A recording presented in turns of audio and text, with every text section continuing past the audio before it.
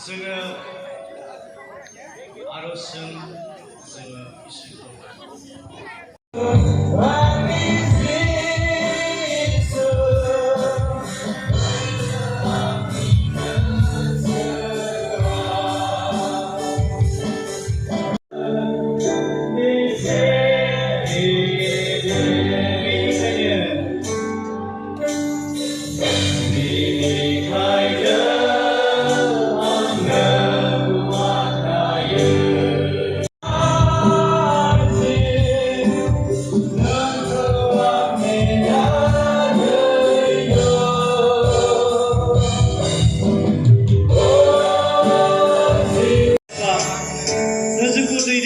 नोंनि जिउजों आफा गोथार जिउ लोगोसे इसोरा बय आफा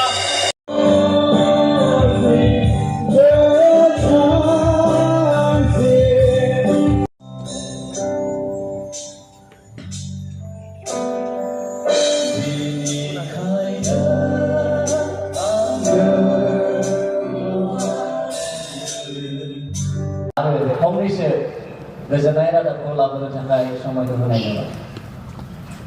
खुलुमबाय।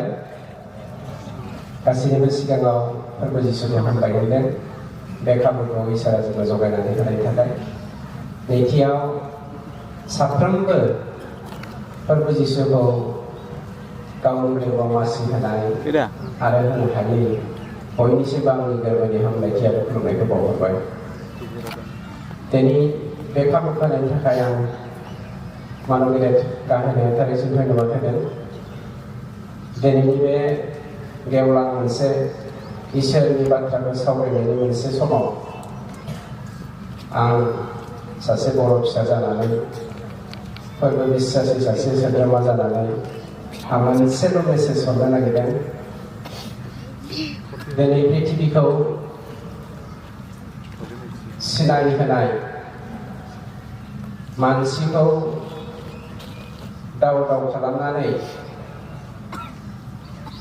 जोंखौ उद्रायनाय फोरबो जिसुखौ जोनोम होनाय जा अनसुलि बिमा माहारिफोर बे साफ्रोमबो अनसुलि बिमा माहारिफ्रा जोंनि बर' समाज बिटिआरआव थानाय साफ्रोमबो गुबुन गुबुन हारि माहारिनि जा अनलायनाय खौसेथि मावनांगौनि हाबाफारिफोर बे हाबाफारिफोरखौ मावनायनि दायित्वखौ लानायनि सम फैदों।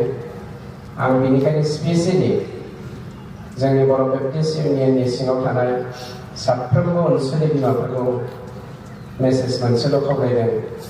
जोंनि फिसाफोरखौ जेन जोङो आखुनि मोनसे समाज दानायावहाय संग्रिखांनाय बिथिंजों आवगायलांहोनो हायो बेखौ जों साफ्रोमबो बिमाया नोजोर होयो।